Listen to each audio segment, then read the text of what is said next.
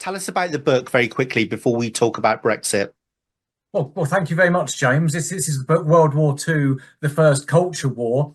And of course, at that time, during the Second World War, we had people who divided ethnic groups up and attached their moral and material and cultural worth according to their ethnicity.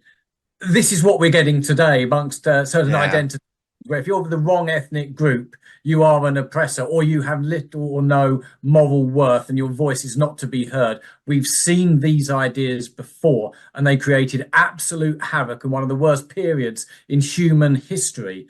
And unfortunately, there were people in the UK at the time who might not have been Nazis, but George Orwell was really clear about them.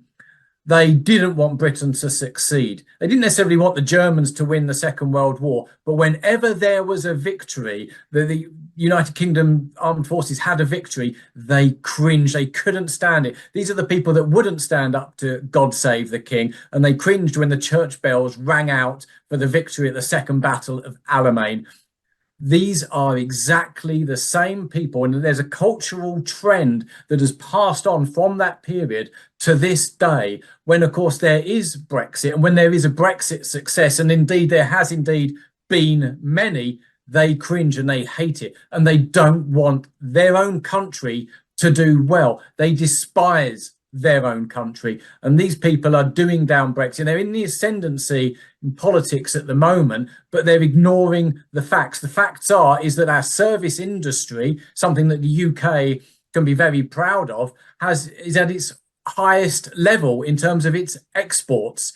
That's after Brexit. Our trade in export trade in goods has also increased, is actually higher now. Now, Brexit is a success in that we're now an independent country bound by various treaties still to the European Union and Section 29 of the withdrawal agreement, that we have to mirror their laws in some instances. But the fact remains is that our own elected leaders are now the ones who are accountable, and we can get rid of them if we want and elect a parliament that will do what we want. That's if we're actually going to impose our will on the political scene, and perhaps there's some indication that we are.